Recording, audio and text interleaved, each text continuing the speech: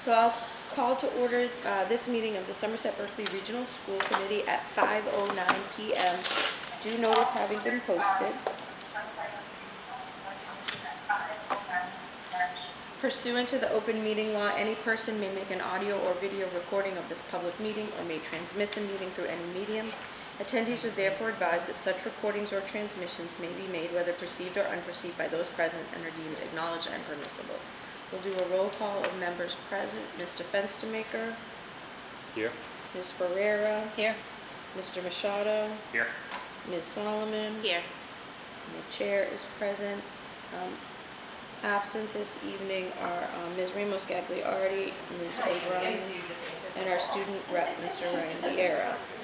Also with us this evening are Superintendent of Schools, Mr. Jeffrey Schoonover, and our recording secretary, Ms. Robin Vaccaro. Okay. All right. And we're going to, could you please stand for the pledge? There's no flag. Oh. Wow, this night, huh? Okay. Okay, we have no flag, but we'll be able to have a flag.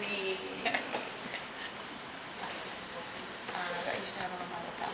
Pledge allegiance To the flag of the United States of America and to the republic for which it stands, one nation, under God, indivisible, with liberty and justice for all. Thanks, everyone.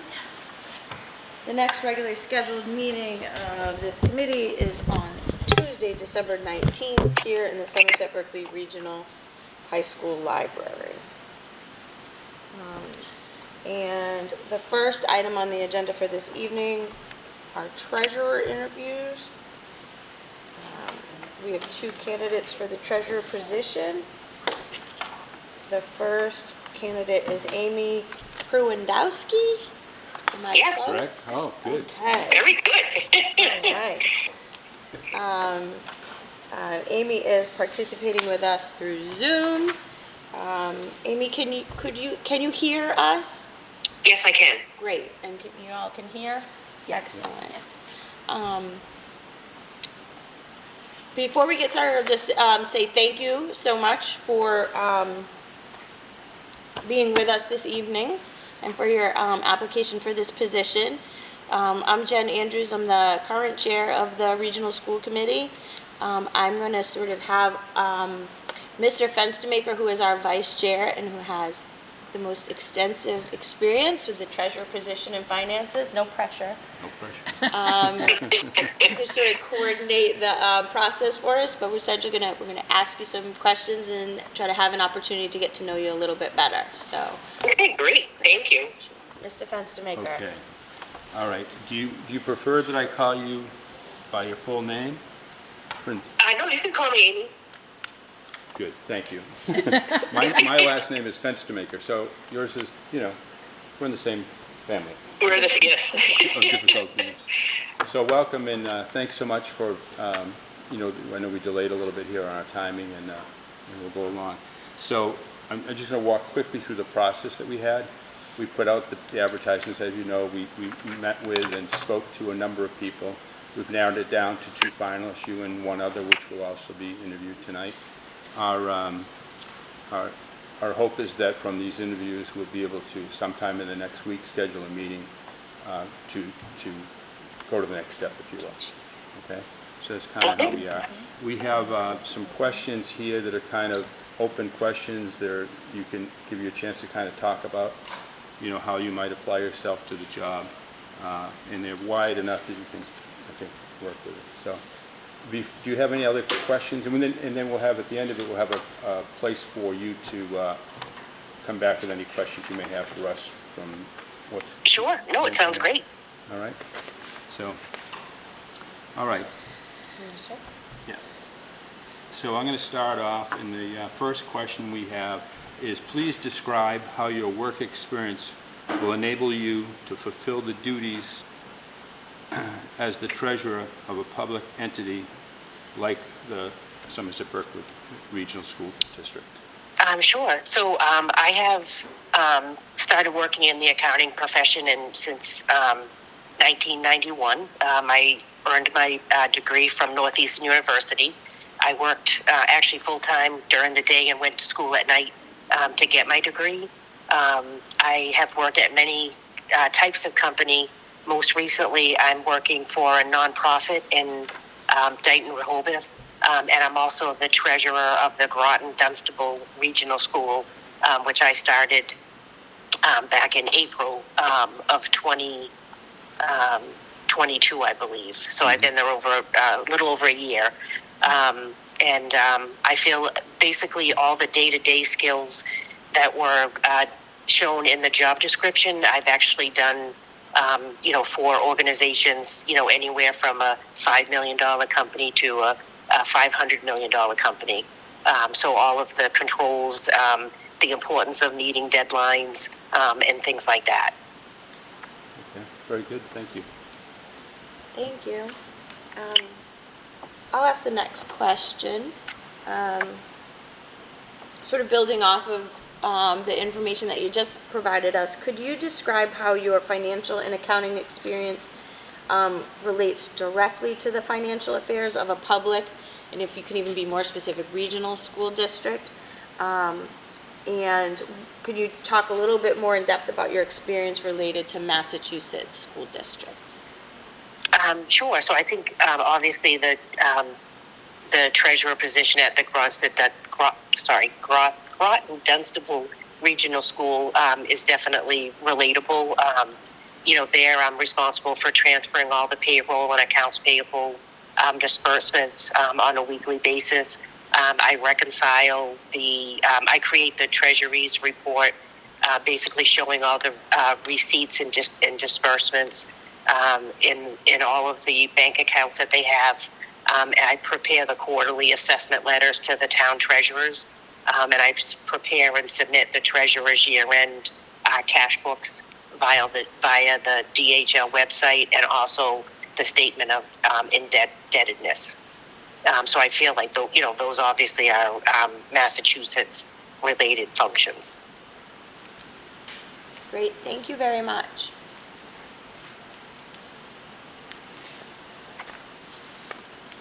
Want to do the next one? Back Sure. to you. Yeah. We're going to do a tag here. So the third question would be, please describe an experience you have related to the financing and accounting of capital projects, including bonding. And also, do you have experience with projects financed by the MSBA, Mass School Building Authority? So I don't actually have experience in, current bond projects. While at Cooperative Production, I was involved in the refinancing of the long tax-exempt bond that we did have to gain a better interest rate with the, we changed lenders. So I did go through that process. Okay, great. And just to follow, do you have any experience with the MSBA, with the Mass School Building, is it Authority? No, I don't. That's fine. Probably not building anything right now. We're built. But I do like learning. Yeah.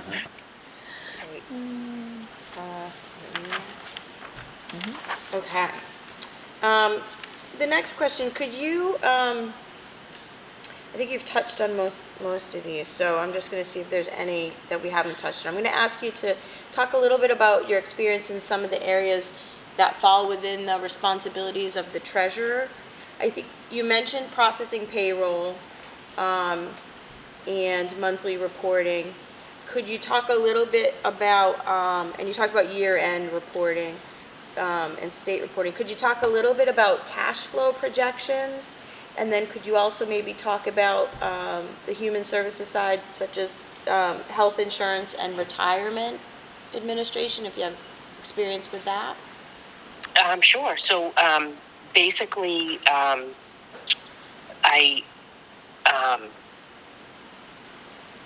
sorry. Could you repeat the question? Yeah, sure. I rambled too much. I'm trying to make it concise because you talked about some of these things already. Could you maybe talk a little bit about any experience you have with cash flow projections? Okay. And then the other piece would be to talk about experience with health insurance and retirement administration. Okay, so for the retirement, actually currently at Cooperative Production, we're actually looking at starting a 403B match program. The company currently doesn't have that, and we feel to remain competitive. So we are working with our 403B, excuse me, and we're looking at implementing that type of benefit. As far as healthcare, I have been on teams that negotiated the contracts.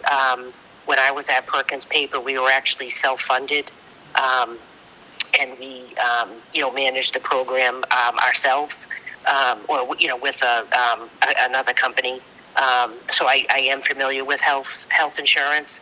As far as cash flow projections, I reconcile cash every day where I work. It's obviously very important of where the funds are going. So I actually track the expenses, obviously through the general ledger statements and booking entries. But I have believe having a firm control over the cash is vital to knowing and being able to predict the expenses. Obviously, we have payroll twice a month and things like that. So really, cash management, I feel like I have good experience with and understand the need for it. So yes, I do have those types of experience. Great, thank you. Did I miss anything on that list? That was No, I Sherry. think you did a good so. job. Yeah. Yep.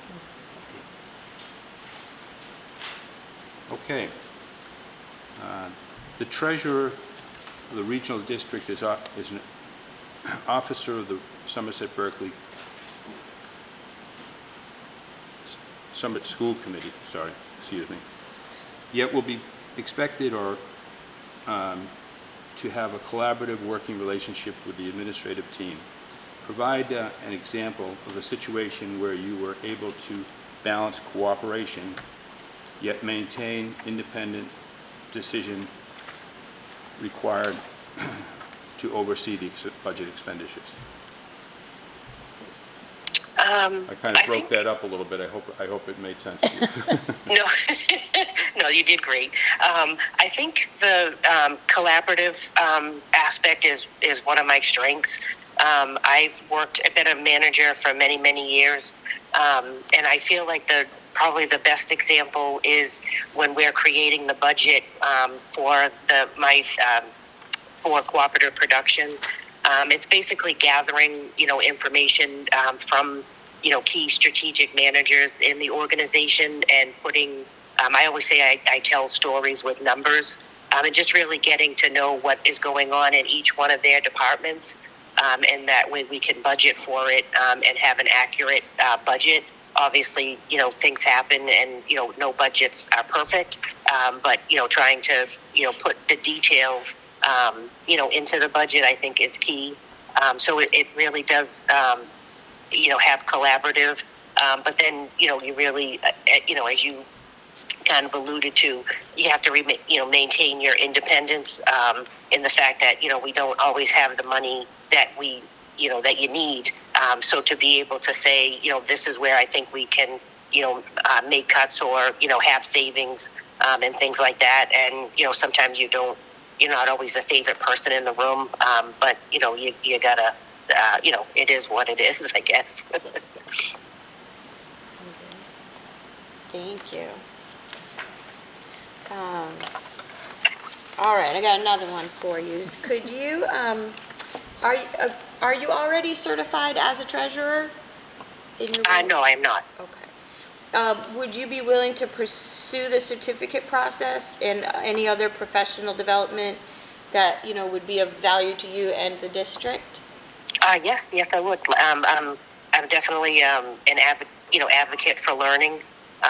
So anything that I could do to increase my skills would definitely be considered.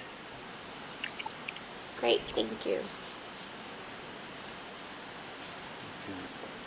From time to time, the treasurer will be called upon to make presentations to the school committee on a range of issues from budget expenditures, financing options, and presentation are usually made during public hearings.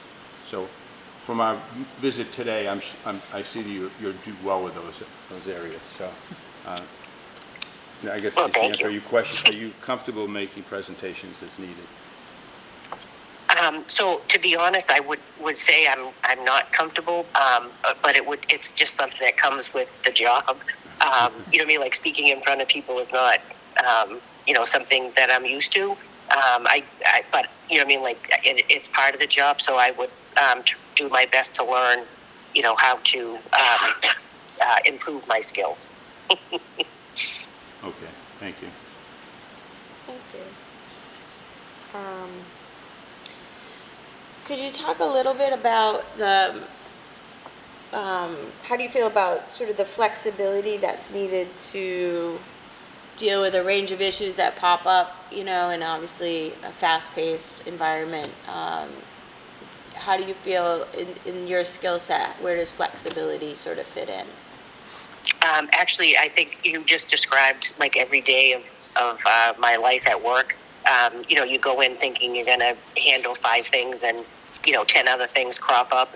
So it's really learning to, figure out how to deal sometimes with a few things at the same time. What can wait, what needs to be dealt with first. I love solving problems. I love coming up with ideas, on how to implement, things to try to prevent, odd things from happening when possible.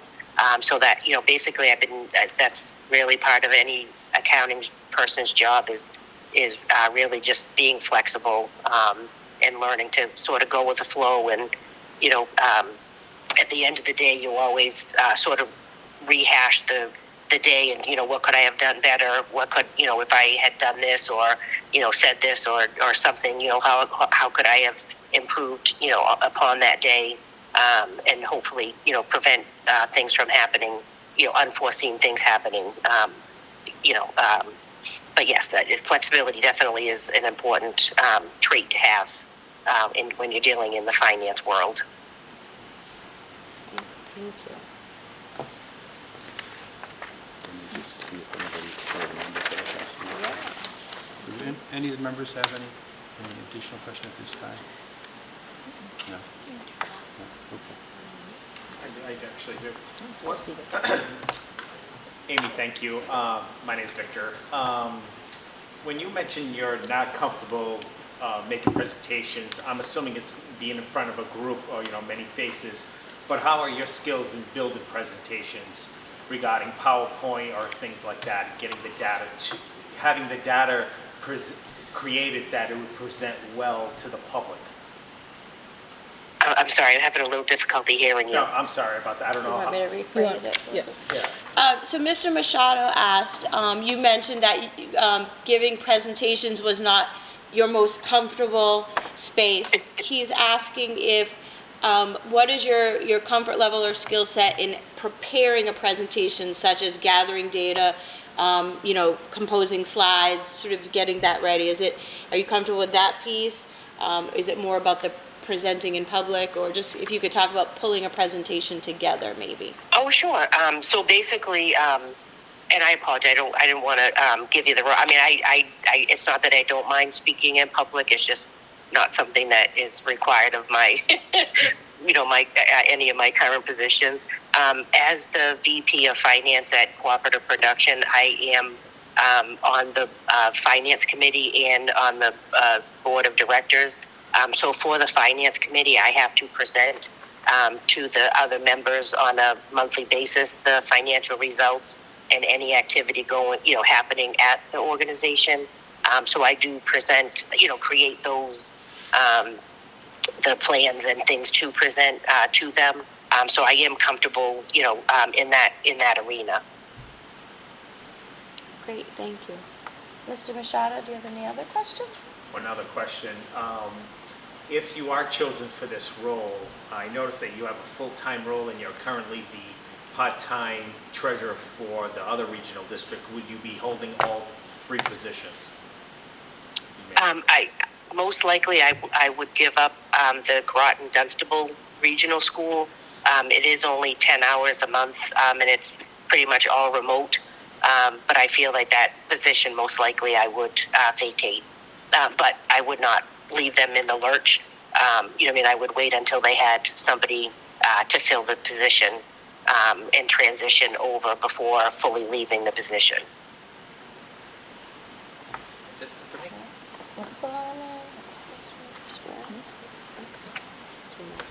Okay, Amy, is there anything else that we didn't cover that maybe you'd like to speak about now? On how you No, might I apply? just, first of all, I really appreciate you changing everything at the last minute for my little COVID issue. And I do appreciate everybody sort of jumping through hoops to get the feeds and things like that up and running. So I hate to add that pressure, you know, to you. And I appreciate your time and consideration. Okay, all right, well, thank you very much. All right, have a great night, everybody. All right, and Thank you as very I much. noted, we'll be back to you sometime in the next week or so. Okay, great. Okay. Thank you so much. Thank you. Thank you.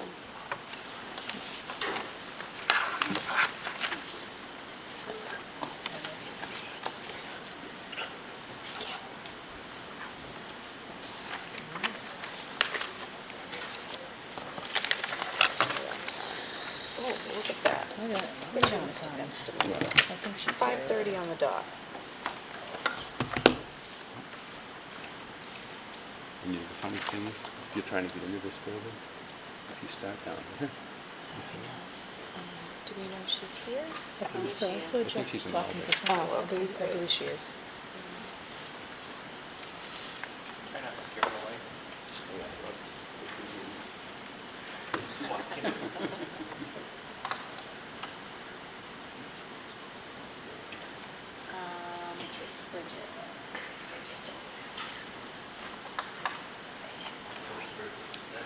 Is it Benoit?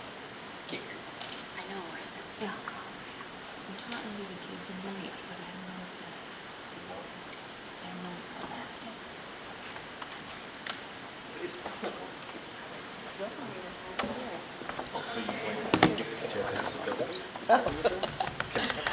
You have Keeps going to sleep. major disability. Wake up. Well, it wants to update. Totally go to sleep. Hi there, how are you? We're doing great, thank you. Thank you for coming on in. Just, so, hi, I'm Jen Andrews. I'm the current chair of the Regional School Committee. And my colleagues have introduced themselves. But I just wanted to say thank you so much for your application and for meeting with us this evening. I want to make sure, is it Bridget, is it Benoit? Or Yeah, Benoit is fine. Benoit, or is it Unless you want to get fancy, you can say Benoit. Benoit? I didn't know if we were doing the French or the Massachusetts pronunciation, but I'll answer both. okay, great, thank you so much. I'm going to actually turn this over to Mr. Fenstermaker, who's the vice chair of the school committee and has extensive experience with treasurers and finance, and he's going to sort of lead the process for us. We're just going to ask you some questions, and I need a sheet. you need a new one? Do you have it on there? There you go. Thank you, sorry. That's okay. Thank you. That's okay. Sorry.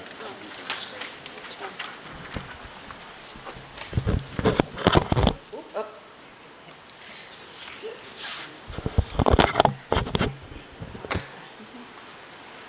Okay, may I call you Bridget? Yes, Okay. please. Hi Bridget, my name is Rich Fenstermaker. I'm the vice chair here and I was involved in the search, initial part of the search as well. And just kind of give you an idea of what we did, we went out to ads in a couple of different areas, brought in a number of people I either talked to or pretty most of that was over the phone.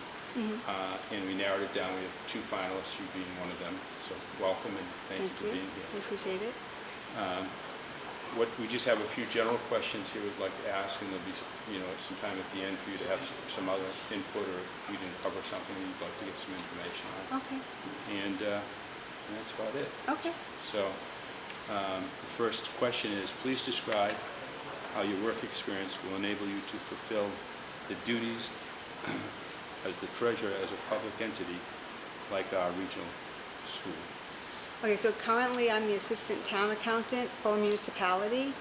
I also have 10 years of municipal experience in other roles as well, one being in the treasurer's department. In both those capacities, the treasurers and the accounting, we also work with the school departments, so I don't know that it's necessarily that it would be the same tasks, but I definitely think they would be complementary to things that I've already done, like turnovers and I'm not sure of all the tasks that you guys have, but like vendor warrants and different warrants and responsibilities, sort of legal aspects too in different ways. Like I have knowledge of different requirements that are different than the private sector. So.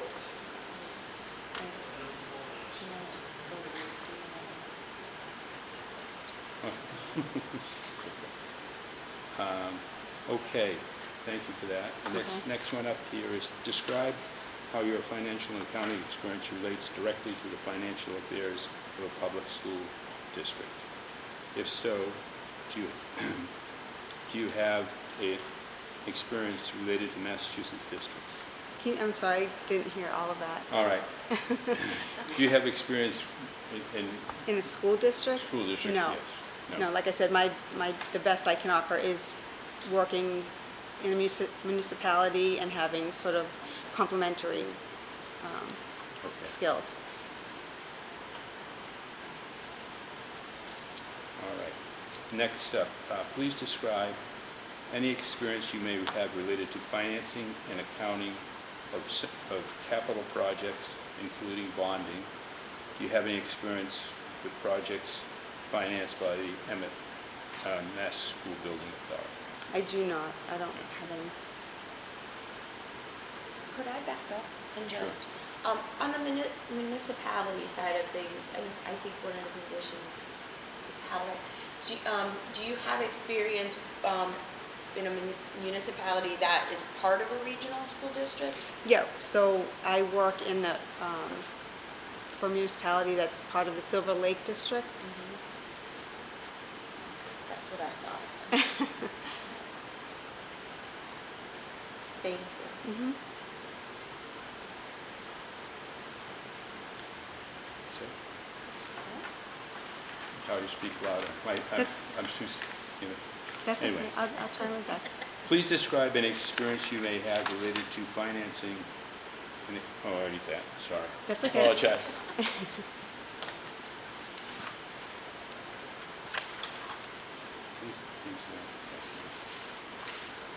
Please describe your experience in the following areas which fall within responsibilities of the treasurer. Do you have any processing payroll experience? Yes, I do payroll. Okay. Monthly reporting and cash reconciliation? So I don't necessarily do cash reconciliation in my position, but I do reconciliation with the treasurer's office. So I reconcile the accounting with what the treasurers have to make sure we match. Okay. Okay. Cash flow projections? I do not do those. I mean, I've done some, again, that's not cash flow. I've done some budgeting in different departments, but it's not really cash flow, so. Okay, thank you. How about human services such as health insurance and retirement administration? So I haven't done it in, like as a human resource, but I have worked in health insurance prior to, I've been working in municipality about 10 years. Prior to that, I stayed home with my kids. So my first career, so to speak, was in health insurance and the medical field. So I have a lot of it on that side.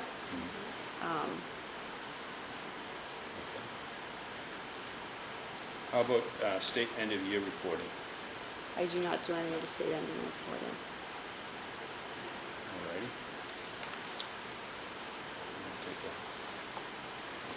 Sure. So, in this role as the treasurer of the school committee, the treasurer of the regional district, that person is an officer of the school committee. So, you're officer of the school committee, but you also need to have a really collaborative working relationship with the administrative team, superintendent's office, etc. Could you maybe describe a time or give us an example of a situation where you could balance cooperation and collaboration, but also maintain that sort of independent financial decision-making that's required to oversee, say, budget expenditures? So I think overall as a person, I try to, in most of my positions, I always try to stay kind of as neutral. Like I don't really get in with the different groups of people. That's just my personality in general. For an example, I mean, I think the best example that comes to mind, and I'm not sure if it's exactly what you're looking for, but in one of the positions that I was in, when I was hired, I was kind of, the culture in the office was a little unsettled, and I actually, after like a week or so, I wasn't even sure I wanted to stay, and I had said so. I said, I'm not sure this is going to work out, but after a certain time period, maybe a couple weeks, I decided, I was just going to not let it affect me and sort of change my attitude to just say, I just don't let people affect you, just do what you're going to do. And over the course of my time in that office, everybody kind of became a little bit better. So I feel like it wasn't intentional. I didn't try to change anybody, but over the course of seeing me not get frustrated or bothered by certain things, I think they also was contagious, I guess, but I didn't anticipate it, and I guess I was happy when I left that job. Somebody in the office actually said, you've had such a great effect on this office that it was hard to see me go. So I feel like that's a good example of just trying to keep the peace, kind of just do what you're supposed to do, and whatever happens outside of that, you don't have any control. Thank you.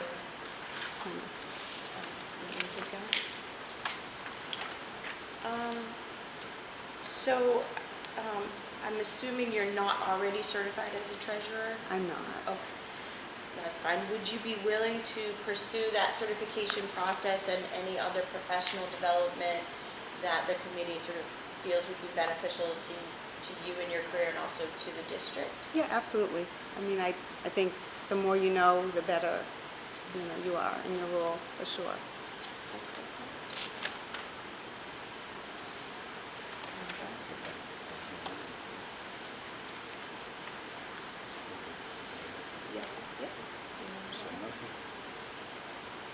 All right. From time to time, the treasurer will be called upon to make presentations to the school committee on a range of issues related from budget expenditures to public financing options. Presentations are made at public meetings, which are open to the public and often televised. Describe what experience you have in this arena and your competence to approach presentation of this kind. Can you just repeat the last sentence? Describe what experience you have to approach this. Okay. So I don't have any experience as far as being in a live meeting or being part of a committee. The best example I could give is when I was in school, I had to give presentations all the time, and because I actually got my degree in interior design, so I had to go over a multitude of different aspects of the design and make sure it was understood and clearly get the idea and the concept across. So I mean, that was in front of the whole school, but that's the best I can really give you. I haven't done anything in this setting. You're doing it now. Yeah, I guess. This is my comfortable. debut. You appear to be comfortable. Somewhat. working with the project. Somewhat. Can I just follow up with that and steal Mr. Machado's question? What is your comfort level, if not in, or experience, if not in sort of making public presentations or participating in a public meeting, in maybe gathering data or pulling a presentation together, like PowerPoint slides, like that sort of thing? Skills-wise, do you mean like being able to? I'm very well versed in like PowerPoint, or is that your question? I just want to make sure I'm understanding the question. Yeah, I'm actually,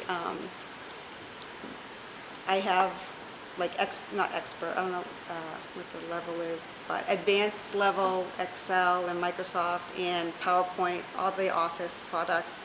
I haven't used Google Slides, but I'm sure it's very similar, so I don't know if that's something, but PowerPoint's better. yeah, I think so too, but I don't know if people use.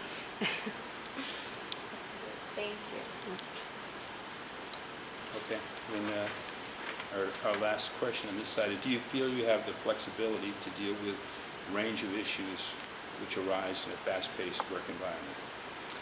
Yes, so talking about my first career, so to speak, I was a pharmacy technician, and I don't know if you're familiar with pharmacy from a working standpoint, it's very, very stressful and high-paced. And actually, after working in that, nothing I've come up against since, even remotely, comes close to being stressful. I kind of have a high tolerance for stress after that.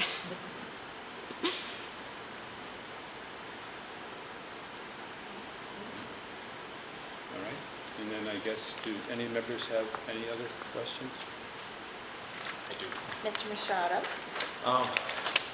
Thank you for telling me about being a pharmacy tech, because obviously one of the things that you have to do is make sure you have to have all the,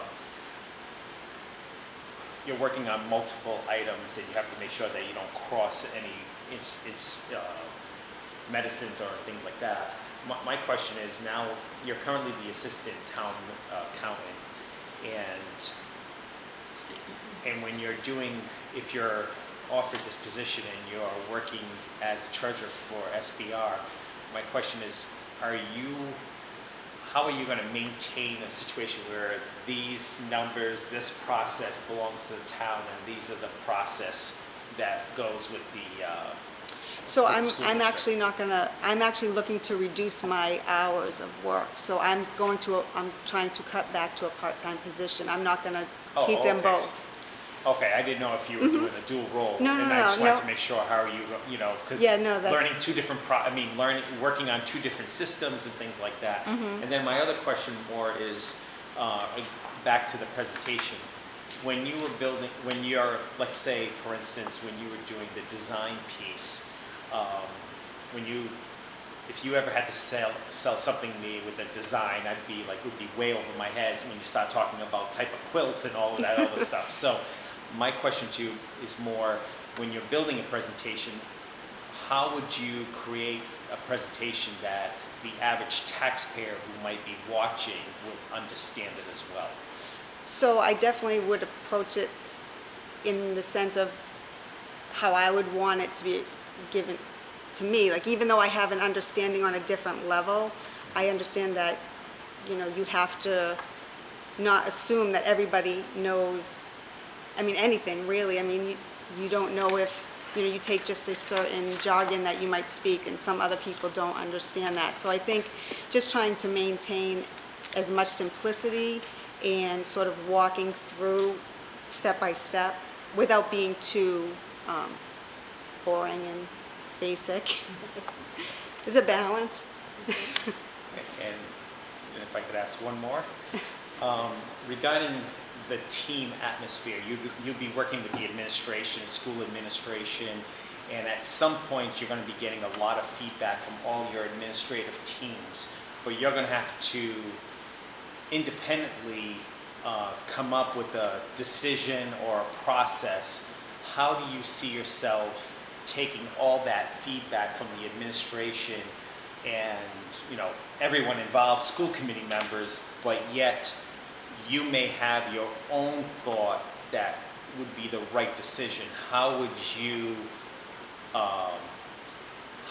handle a situation where everyone is saying one thing and you believe that your way may be the best way? How would you communicate that, and how would you express that to the rest of the administration without feeling like you're undermining them or saying, I want to do it my way and my way is the only way? How would you work with them?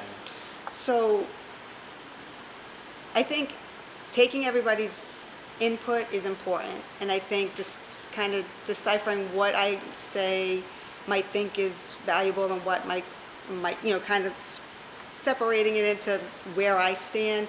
I think if I'm gonna go against anybody or have to approach someone, I'm gonna have to have evidence to back it up. And I think any decision I make has to have evidence to back it up, either my experience in the situation or doing my own research or my own educating myself on the situation to say, if somebody, a school committee member is opposed to what I'm thinking, the only thing I can offer is, well, can I just show you what I have and why I came to this decision, and, we can discuss it, and then maybe you'll have some other input that will kind of we'll meet in the middle somewhere.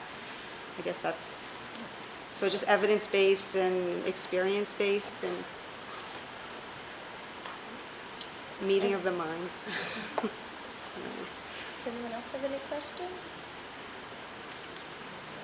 Okay. Is there any other additional information you'd like for us to provide, or is there anything you want to touch on that we haven't talked about?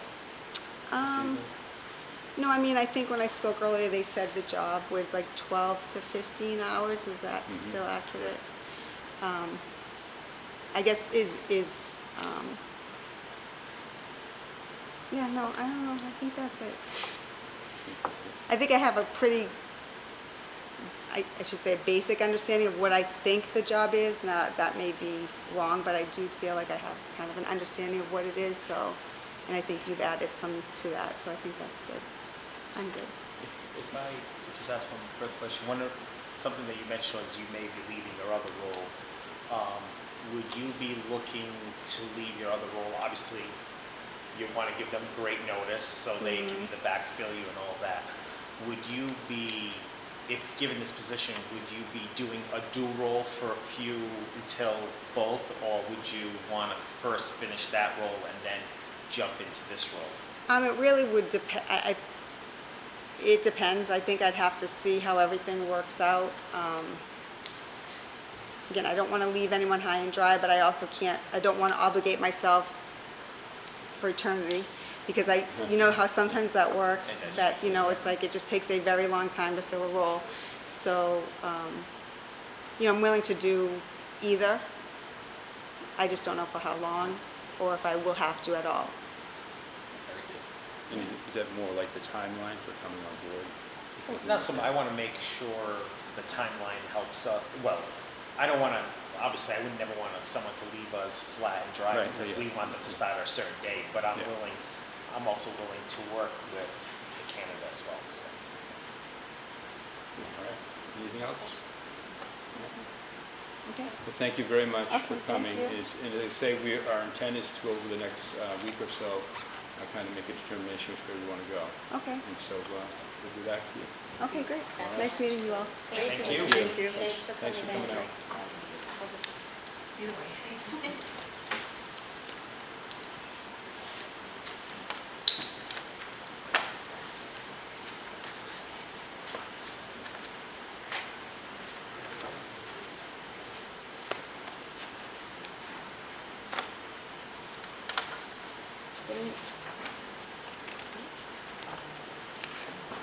The next,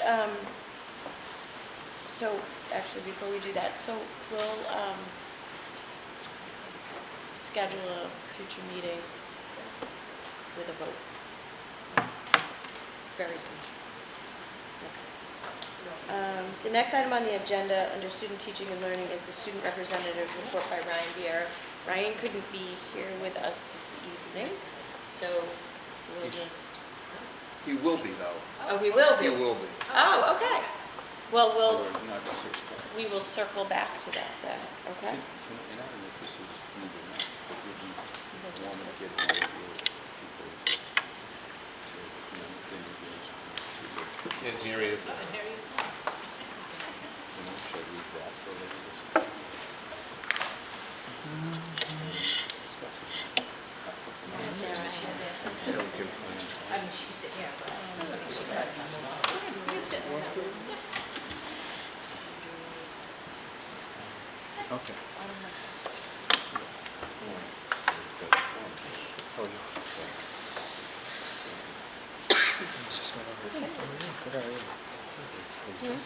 I am not, no, 9 o'clock.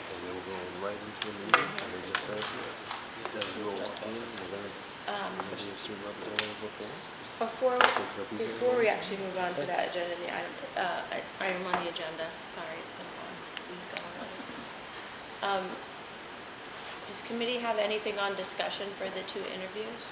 What was that? You want to discuss the two candidates at this point at all?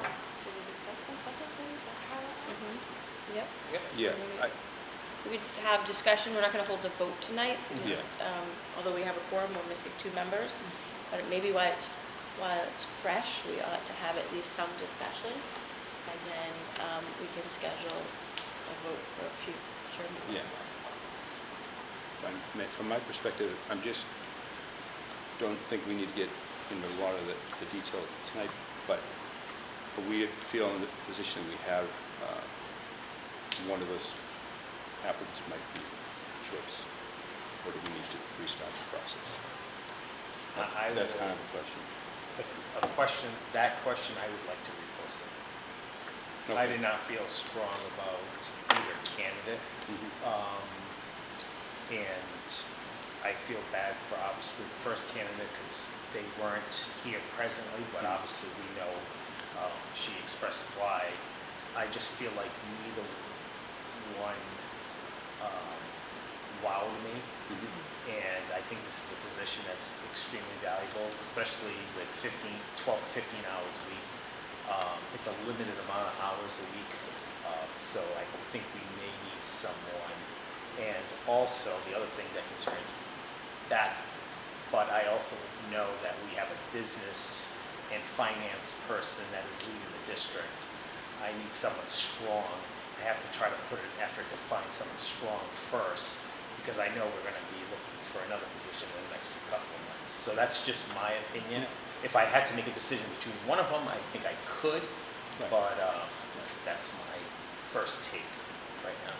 Were these their first interviews? Has anybody spoken to them prior to this, or? Well, they were had brief discussions on the phone, but not into any of the detail, because the idea was there was Julie and I were working on it. It was not we did not have the authority to go any further with them. Try to identify, candidates we thought may be appropriate. What I can tell you is that in that process, we had assistance from Lindsay and also from Ron, because, but the consensus was that these were the strongest two in the group that we had. And this was the second post. It We was after two posted and then postings, reposted, right. so it's after two posts. Right. I think, one of them is a VP of finance. I'm a payroll manager, I work in the finance department. She was obviously strong as far as budgeting and forecasting, cash reconciliation.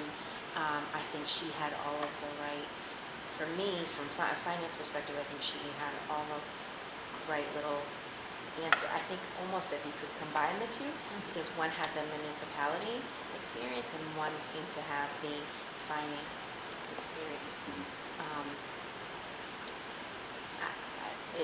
Where you said these were the two top, and this is And the second. it was because... And you had input from we- Lindsay and, I'll just add one more piece.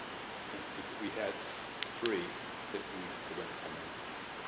One pulled out, and we went back and said, okay, with that one pulled out, we want to pull another one from the pile.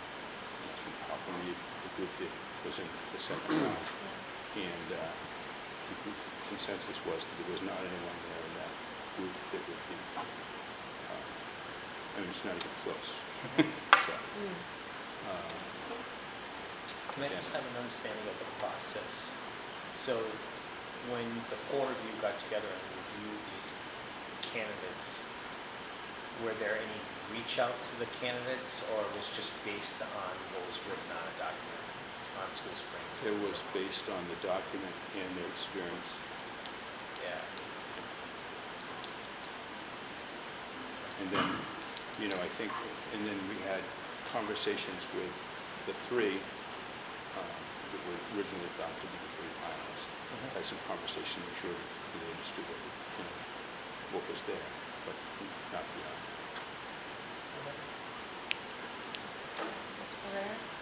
do we think it's an issue of us not getting as many applicants because of the hours? Like, because it's such a short amount of time that they'd be working rather than someone that's probably looking for a full-time or full part-time job? Well, Do you think that's part of the issue, that we're not gonna get any additional applicants even if we did go out? Okay. Well, in the applicants we had, one of them has one of their part-time job, the similar position that they're giving up to take that, so they're not getting more hours. And then the other candidate was specifically looking for something less hours. I've- One of them has this experience. Yeah, Has I've- the treasurer's experience. Yeah. She has the budgeting, she's a VP of finance, Yeah. and has the treasurer's experience there. I don't know a lot about finance, but the part that speaks to me most is that one of the candidates has experience in this role in a regional district.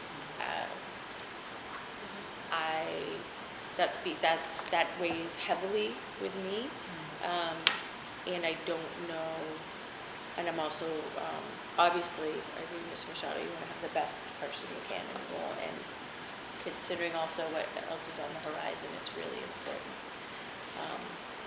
I'm also looking at the calendar, and I'm also thinking about opportunity to train. So I also feel like if we have a candidate that has the skill set and experience, maybe not, a perfect match, and has that regional school district experience, and could get some time with the person who will be vacating the role, train. I worry about spending more time looking for a unicorn that may not emerge. So that's just my, to balance out those two things, that's where I'm at. Any other thoughts before we? So given that, we'll try to set up a Zoom meeting. Whatever.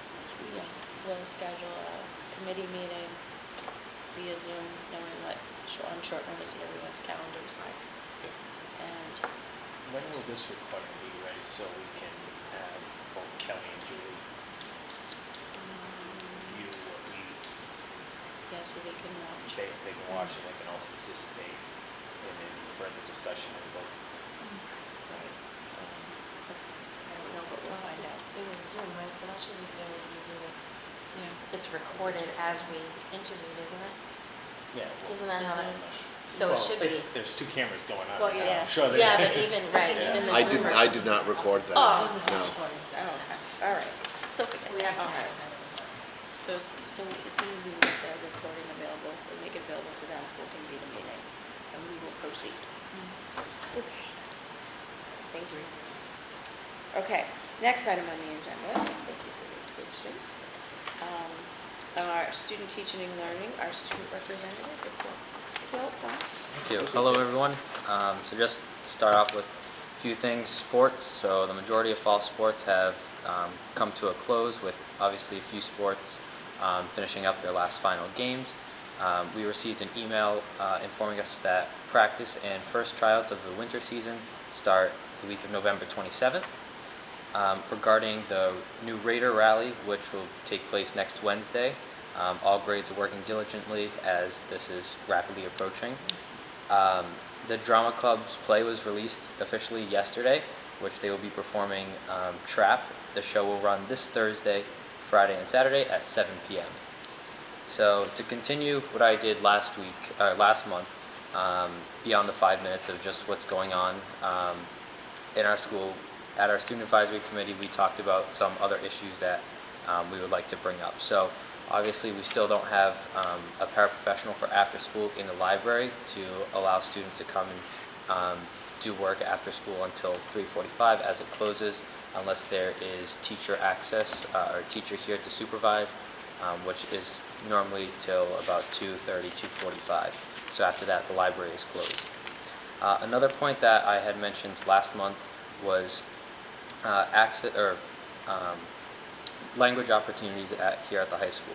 So after speaking with the content coordinator of the World Language Department, we discussed the possibility of piloting a new course where the freshmen would partake in an accelerated course where it's basically like a pre-AP course, and it would be 4 years of a language taught in 3 years, and then the fourth year would be the AP course where you take the exam at the end of your senior year.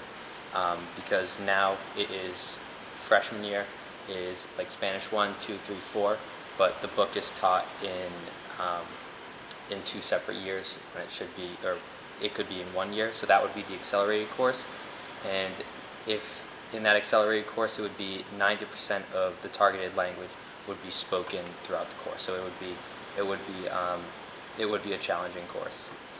So we also discussed sending out a Google form to students to gather interest levels on different foreign languages that students may have a desire to take.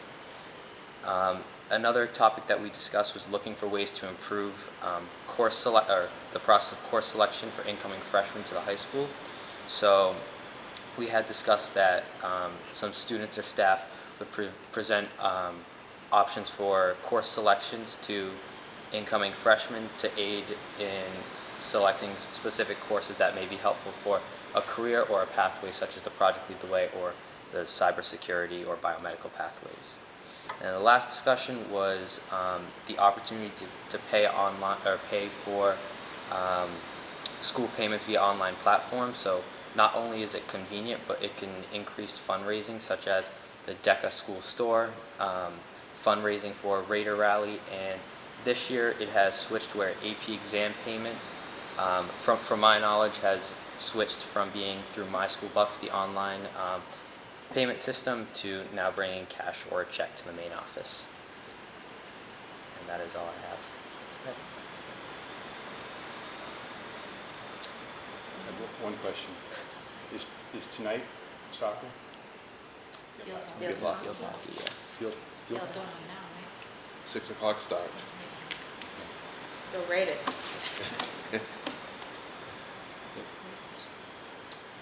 Mr. Machado? First Wednesday, what time? The rally. I think it's probably at the same time, so I would assume. Couldn't give you an exact answer. Could not give you an- 8:30. It's usually about 8 or 8:30, 8:30. right, starting.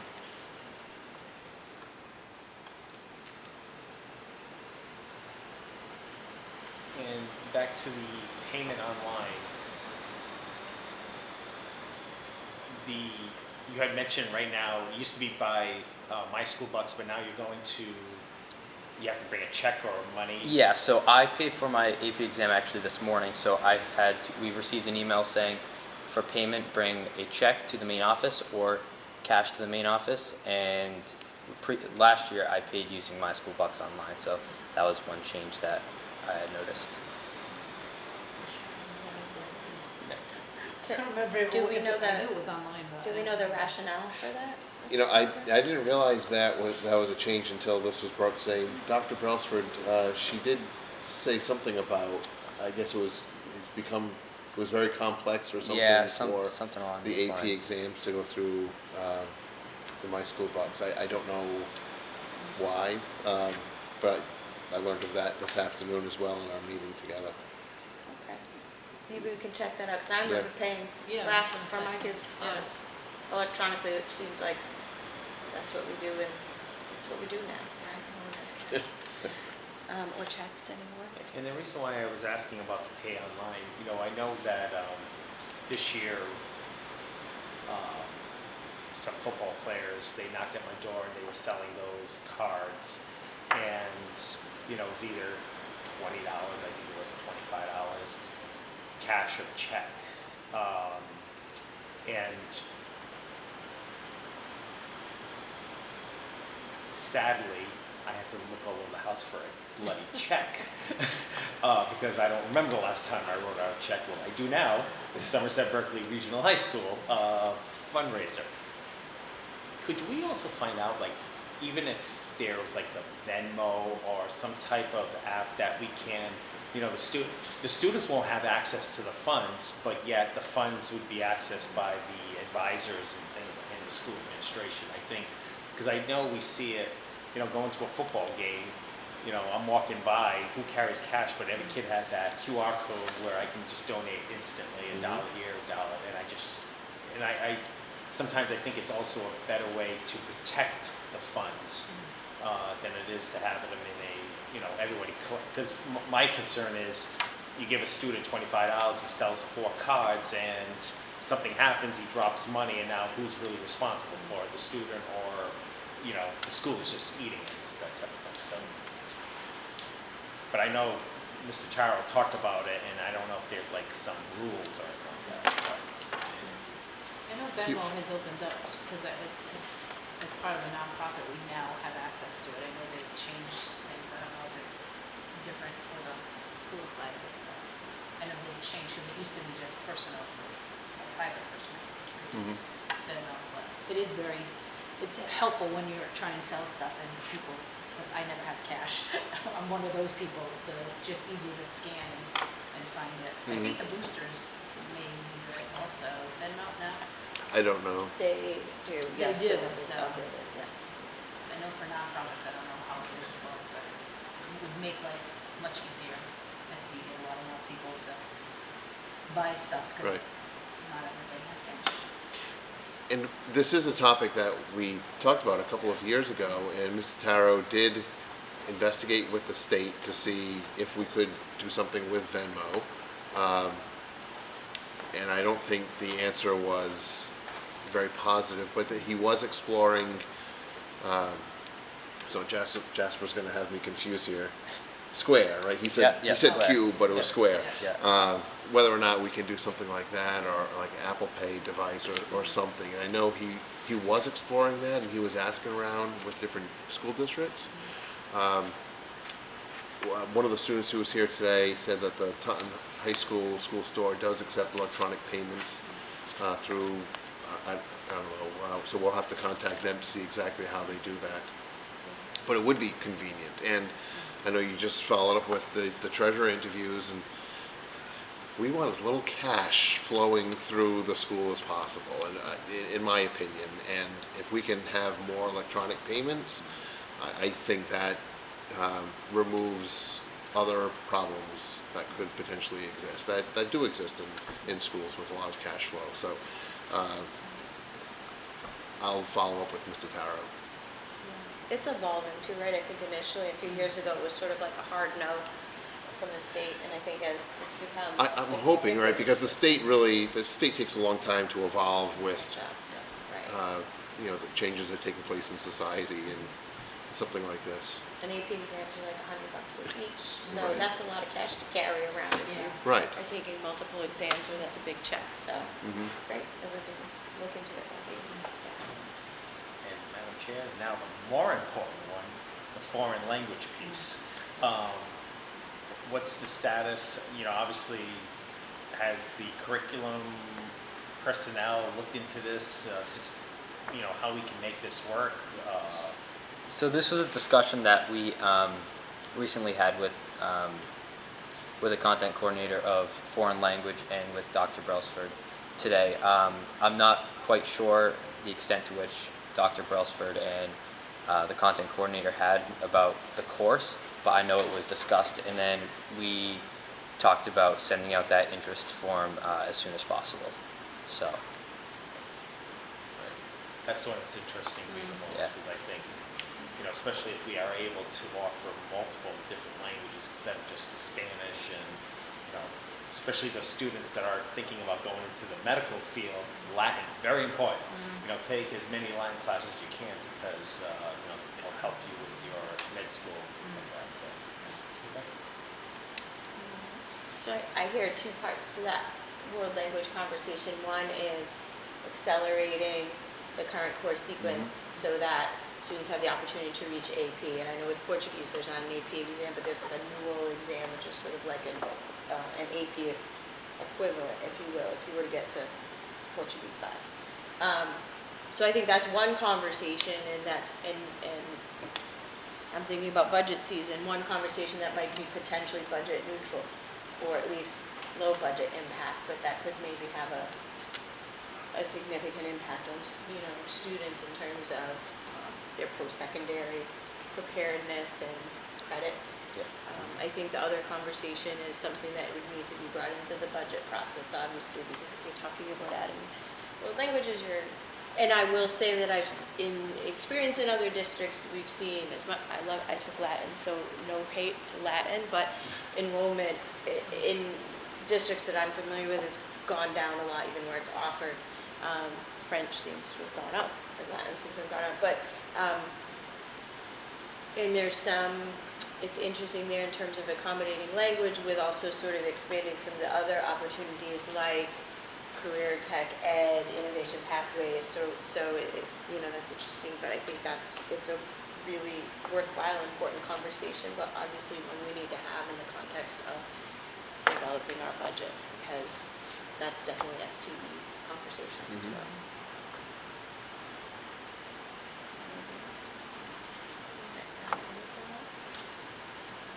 Thank you. Thank you. And we'll take field hockey updates as we get them. So I don't know who's I've on requested X or some updates. the app formerly known as Twitter or wherever getting it from. Okay, moving along. The next item on the agenda is the recognition of our October Visionaries of the Month.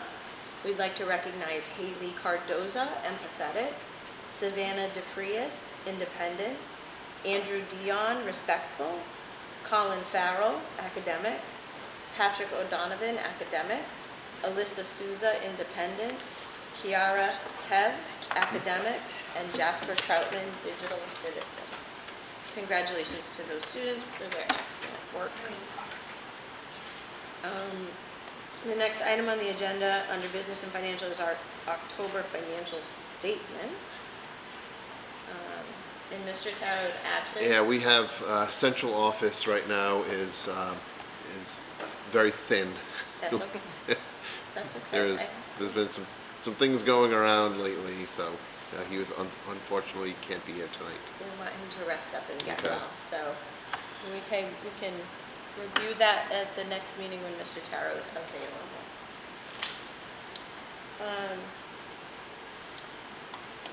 Let's see, is that going to impact, the next item on the agenda under new business is transportation contract request for proposals.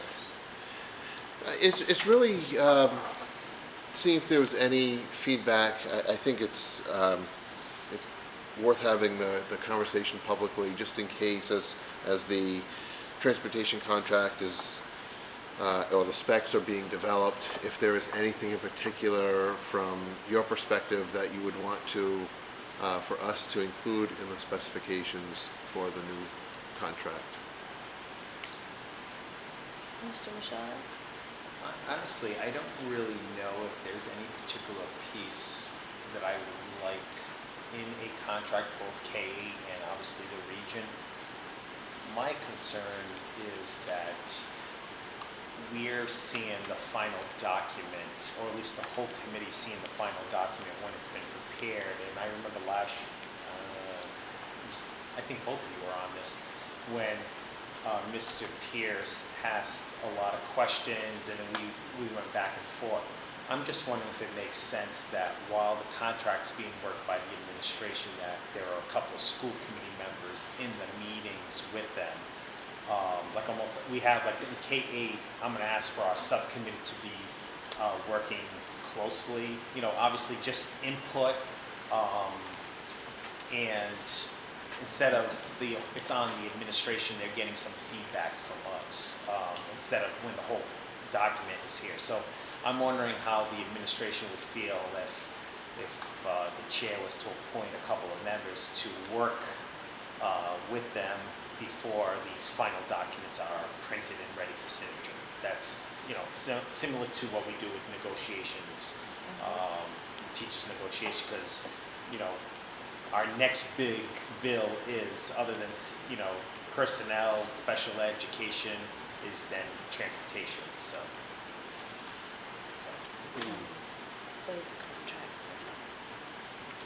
And we know, and obviously we've seen other contracts that are going up 24%, 50%. It's a major issue where we may have to make some tough decisions with limiting the amount of buses, all of those decisions. These are tough decisions, and you know, I know we're going to talk about. Are we talking about masks today? I thought I saw that today. Yes.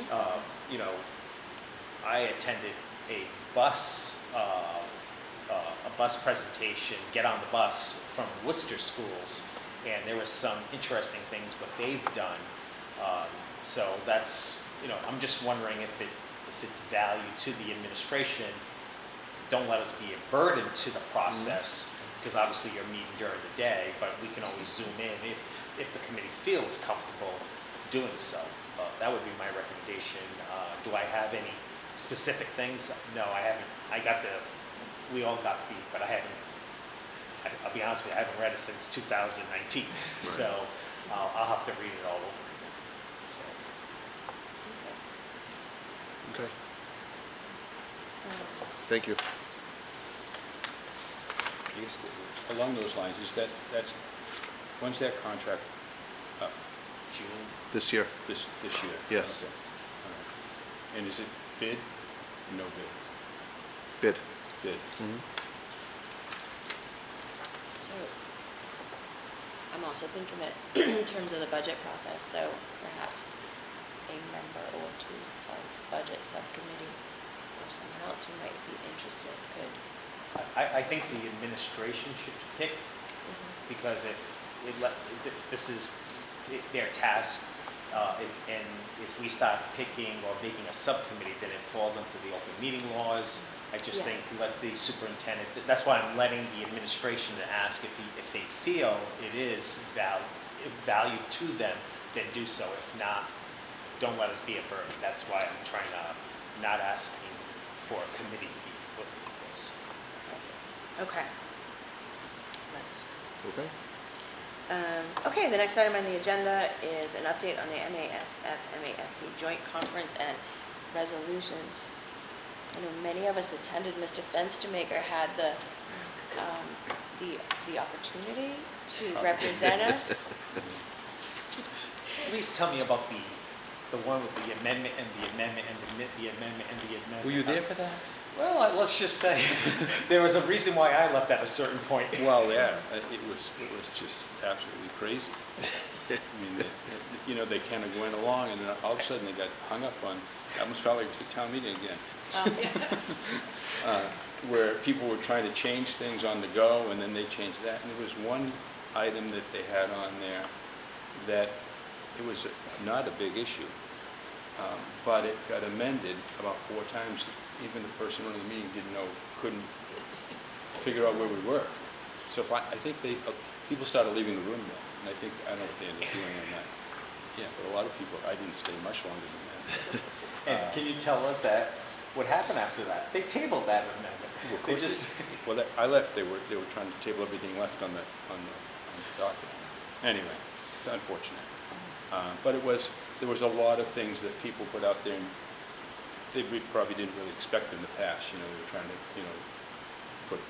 be charging students for not taking the bus. That was one of them for regional districts. Because regional district, you have to have a seat for every student, right?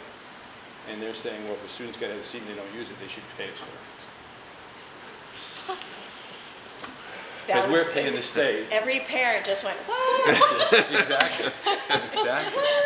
Yeah. But, We don't, for the record, we don't Not at agree Somerset with Berkley. that. no, but it was interesting. It was interesting. I've been to a few of those. I've never seen a meeting break out like that. It's just unfortunate.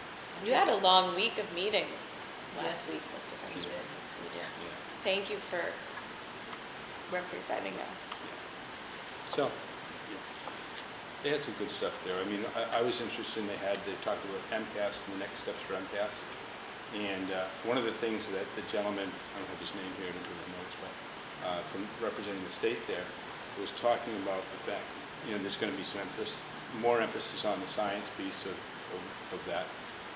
But the other thing they were bringing up is they showed how many millions of copies of the test were being ordered, like within 2 months of the test, where people were getting the practice test, right? The state's now, they're talking about shutting that off, so you can't get a practice from the state. You can only go for the real thing. and you have to educate the students so that they'll do that without having a trial run. Because it's just, you know, some districts are teaching to the test, and it's supposed to be an accumulation of your work. So that was interesting. And then I went in on the chapter 79 process, how that works, how that started, how it's going to change with ESSER funds going away. So that was a good one. So there's a few good ones. And there's always this good and bad. I know you have the conference. Yeah, I did the legal issue one, which I thought was very interesting. There's some interesting things in the courts right now going on. I must say, I mean, I enjoy them, but I just think they need a bigger venue. I mean, I tried to get into chapter 70 and the room was jam-packed. There was another one I tried to get into that was packed. I mean, even the main ballroom, we tried to go in for like the main thing, and there were no seats in there, and that's a huge room. So I feel like they have outgrown that, or they need to like offer the same thing more than one time, so people have an opportunity to do it at separate times. So that way there, it's not just one and done, and if you don't hit it, you're out of luck type of thing. So, but always good to see talk to people from different districts and see what they're seeing. Well, I experienced similar to the same thing where there were some of the sessions were completely packed. I would recommend that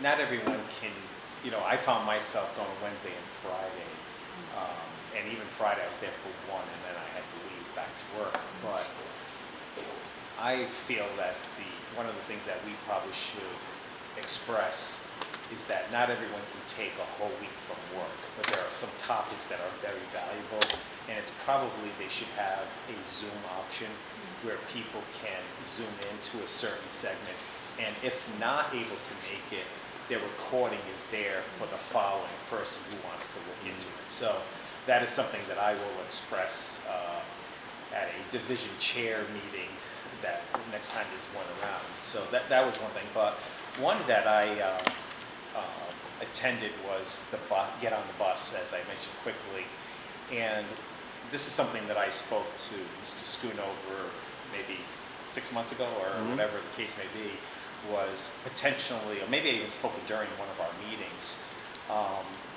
potentially buying 2 yellow buses, because it can help us with field trips, it can help us with after-school games, weekend events, and I believe I asked Mr. Schoonover and Ron back then was how many buses would we need for like games, and was it 2 that you had originally mentioned? Yeah. And so when I was at the Worcester presentation, I asked them how they came up with the number 14. And the reason why they came up with 14 was exactly the same reason. After school programs, field trips and things like that, and they needed 11, and they figured they would add 3 more.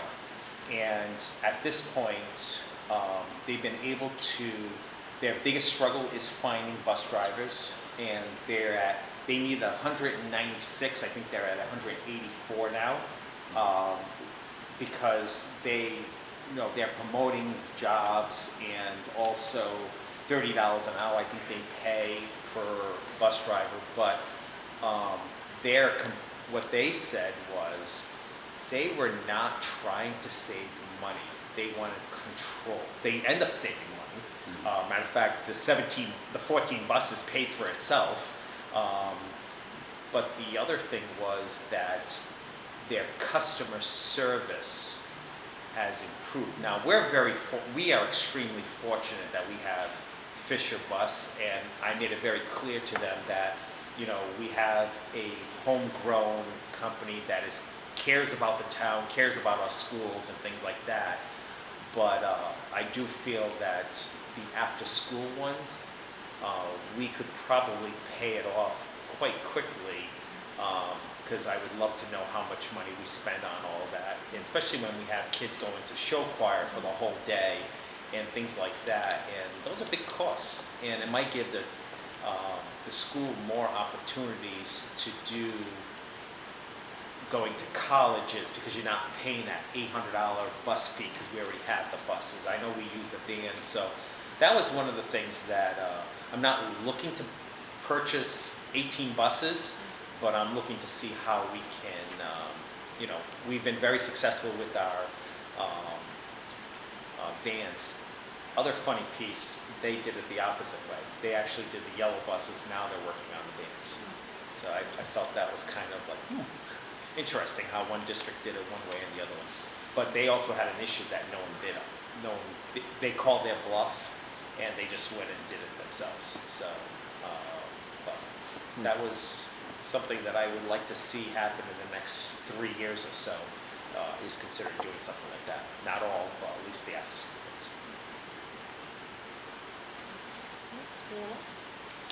I used to tagging on to that, the special needs buses that have been used, I think been a tremendous savings to the district over, and that we expanded, so.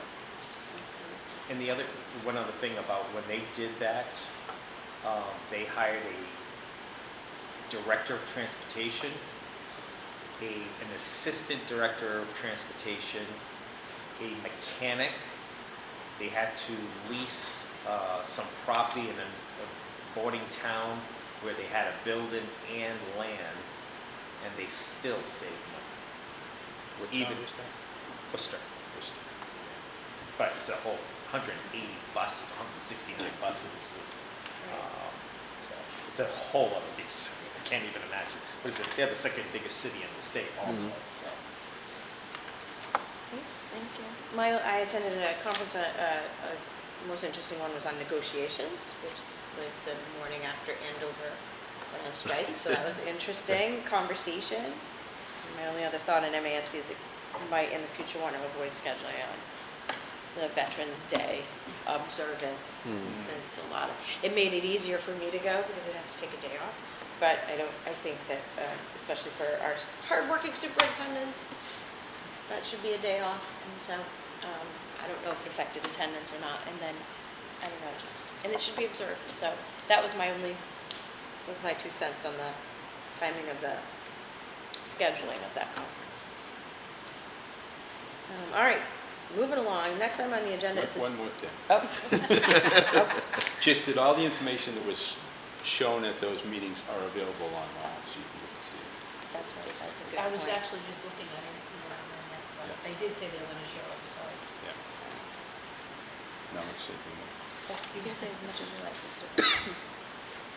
Okay, next item on the agenda is the superintendent's report. Okay, thank you. And before I jump into it, Mr. Fenstermaker, was the gentleman from DESE, was it Rob Curtin? Was that the Associate Commissioner for Yeah. Accountability?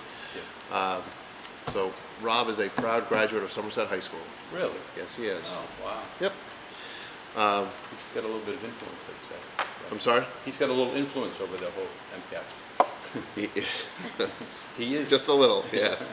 All right. So first of all, on the agenda, we have a couple of appointments.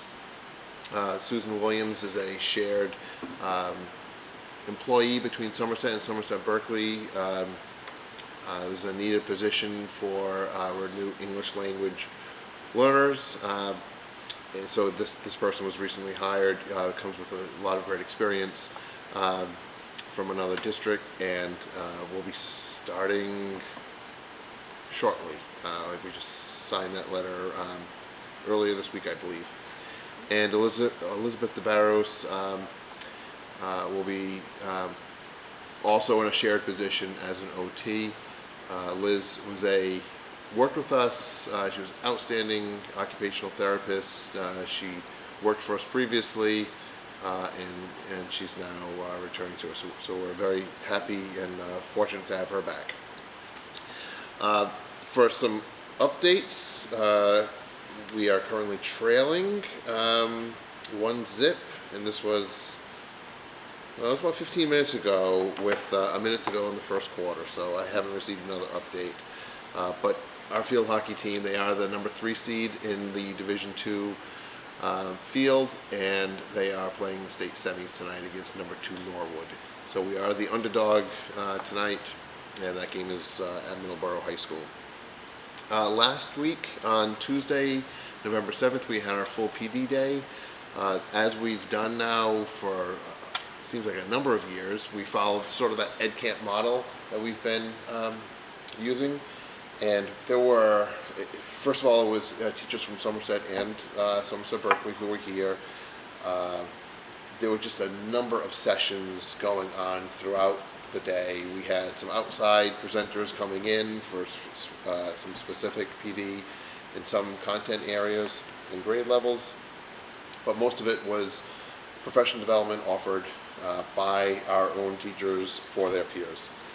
There were topics, so artificial intelligence has been a theme this year.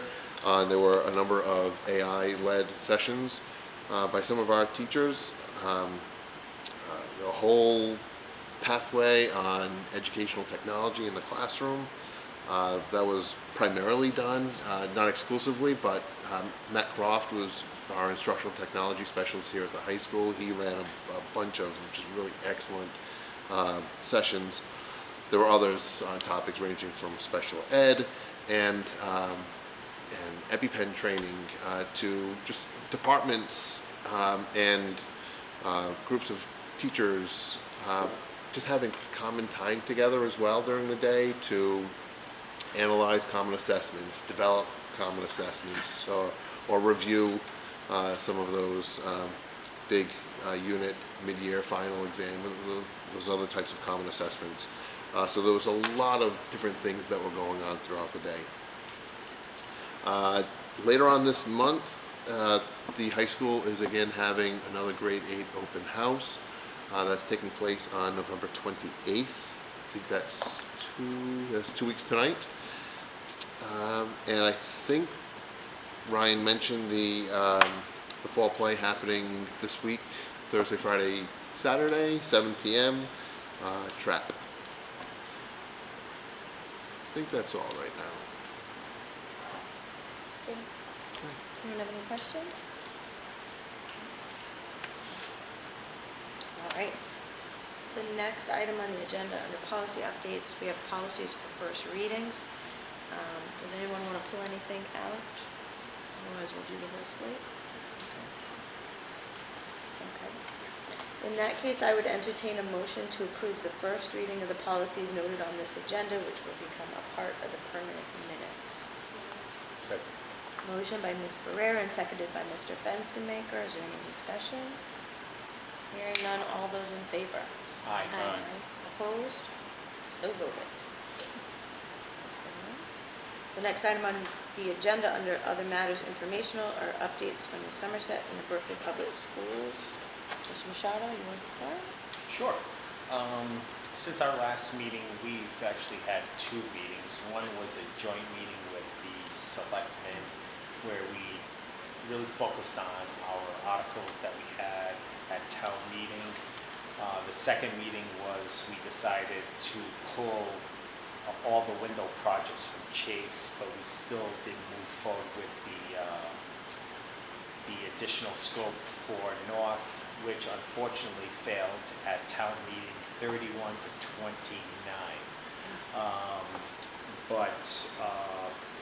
That is it's sad that only 60 people were there for that meeting. It was like Mr. Fenstermaker mentioned, it was a pretty long town meeting, and hopefully it never happens again that way.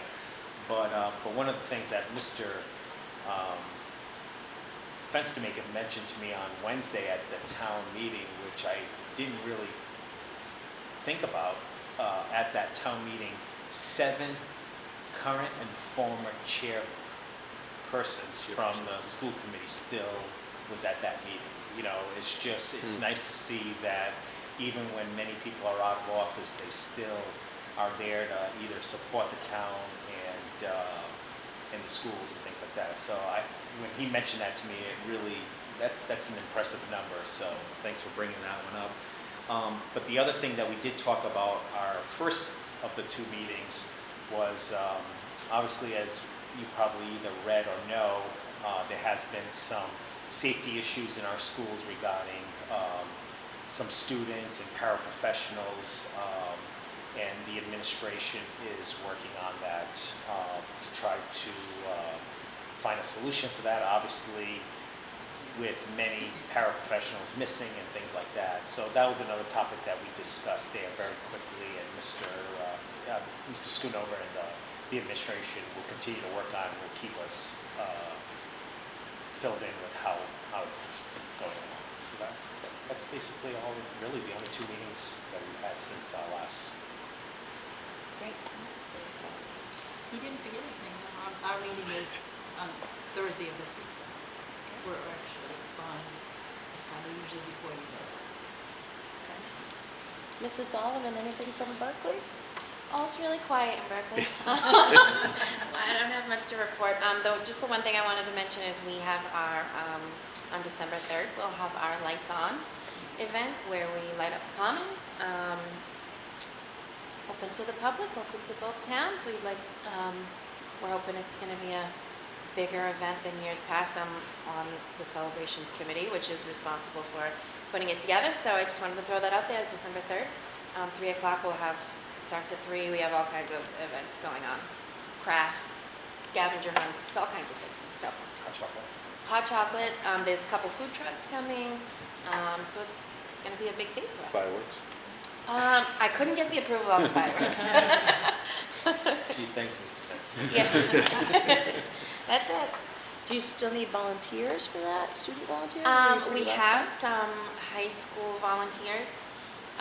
We have the middle school, we got a bunch of kids from the middle school volunteering.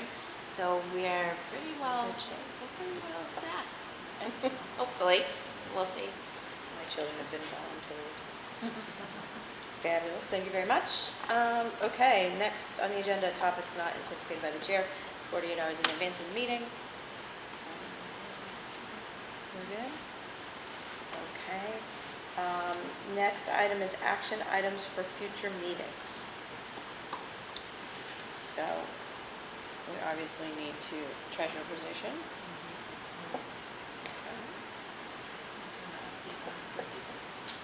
And I believe we were discussing how we're going to stop posting Mr. Taro's position. Yeah, if I may, I mean, I think that's something we need to do on a broad scale, look at the finance area and seeing how we can improve it, because I think the structure as it is right now puts a lot of pressure on the director of finance, which it's a responsible job, but I think we need, in my personal opinion, I think we need another person or a half person, however you want to do it, in that area to share some of that role. Not at a senior level, but at a junior level. I just, we're going to burn people out. Ron is working, as we all know, day and night, to keep up. Especially with the school project, auditors in recently, and some of these things might be not every day, but it's still, a lot of pressure. And I think that we should be able to, we're looking at, and we don't want to hold up the other position, but I just feel it's something we've got to take a hard look at, not just post a job and go. I think we need to look at how we can improve that, make more efficient or get more manpower, or woman power, whatever it may be in the office. So I'd like to see that on, and maybe even we'll talk about that. And honestly, one of the things that Ms. Ferrera mentioned just a second ago is it because it's 12 hours, 15 hours, when one of the things that I was thinking is I know that the treasurer cannot be the business director because it's two separate functions, and it has to be separate. But what I was thinking, and early on, it seemed like where we may be ready to make a move on the treasurer is one of the things when Ms.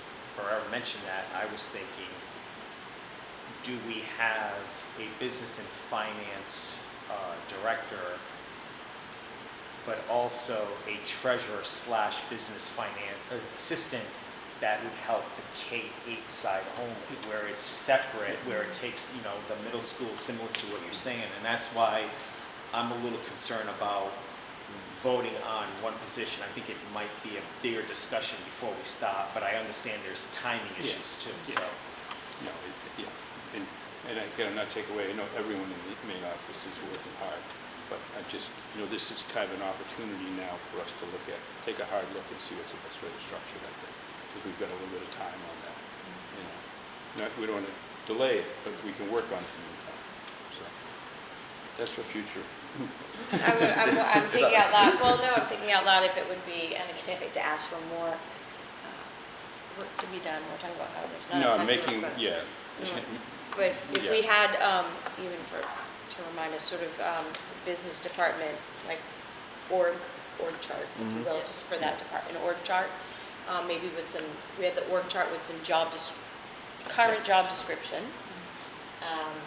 That might be a good place to start, and then if there are recommendations from Mr. Schoonover, Mr. Taro, other folks involved in that process as to how things might be made more efficient or consolidated or have responsibilities shifted, shared, or if we're at a tipping point where we need to add in additional person power, then I think that would make sense. I don't know if that's something that could be pulled together by December 19th. Or at least to start the conversation. Or at least what exists anyway, already, like an org chart and job descriptions should be relatively easy to put hands on. So maybe we could start with that, and then not trying to make So Mr. Mrs. Taro Schooner, feel more ill. can you add that to page 39 of things that you need to do? Great. But I think it's a point well taken. So treasurer position, director of business and finance is sort of the general organization and the workflow of that department. Any other items for future? I know we talked about a 60-day update on the therapy dog. Do you want to do that? Do you want to push that till January? So sort of mid-October, November, December? Or do you want an update before the holidays? Great. What was that? The update on how things are going with the therapy dog. Oh, I would About a do 60 that, day. January? Okay, therapy dog, January. And for the 19th, our next meeting, if possible, can we all, after we adjourn the meeting, maybe go to Agoro's or Fiesta and have a holiday break among our friends here? Sounds like Victor's treating us. It usually happens that way, but yes. It's a lovely idea. I think it's a great idea. I don't think, one thing that you said, Mr. Schoonover, Yes. and I don't think this is for December, but just wanted to mention it as a future item. You talked about one of the activities during the Ed Camp PD Day was looking at like mid-year and final Yes. assessments. And I know we had some, I think, conversation about going forward, what final exams may or may not look like. So when those decisions are sort of being made, or if we could get an update on that, I think that would be, we'd be interested in hearing where the thinking on those assessments at this point. I'm interested to see too, the Google form for languages. I know, as a parent of a student that does not do very well with foreign languages, I know my daughter was very interested in sign language or something different, so interested to see what the kids come up with. ASL was one of the options that kids were Yeah. tossing out today as ideas. She There seems to be a lot of Yeah. interest I was gonna say, she actually in took American the Sign course Language. at BCC as a dual enrollment, just to be able to do it. My current district offers ASL, and it's Yeah. very No, I was, and especially this- accessible in a different way Yeah. Right. Yeah.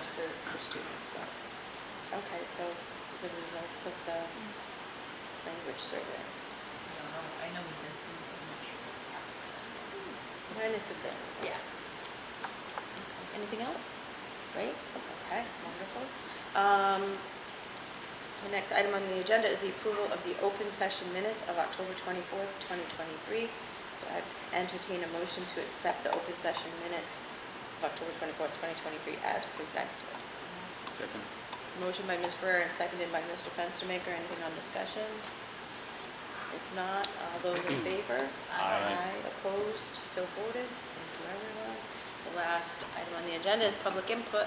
Do I we have have any something. public input? Can we, for the love of God, buy some more US flags? Oh, For the love of, because I So- know there are classrooms that are missing it, I know, let's try so to get one. I don't know what occurred, It's on the because we stage. used to have two flags, one that was always here and one that was always on the stage. One of them went missing, so now Is they it the one moved. that maybe during graduation? I don't know. So now they're going back and forth trying to find it. In our head custodian's efforts to locate the flag, he found our state flag, which has been missing for years after one of our graduations, but he stumbled upon this somewhere within the music department in a storage area. So haven't found the second US flag, but we were able to find our Commonwealth flag. But yes, and if we can't find it, we will certainly buy one so that we have one in each And I spot. also heard at the last meeting that there are many classrooms that don't have it. I haven't heard So you that, may but I will, just do an I will look inventory into and, that. you know. Anything else? All right, then I would entertain a motion to adjourn. So moved. Second. Motion by Ms. Ferrera, seconded by Mr. Fenstermaker. All those in favor? Aye. Opposed? So voted. Thanks, everyone.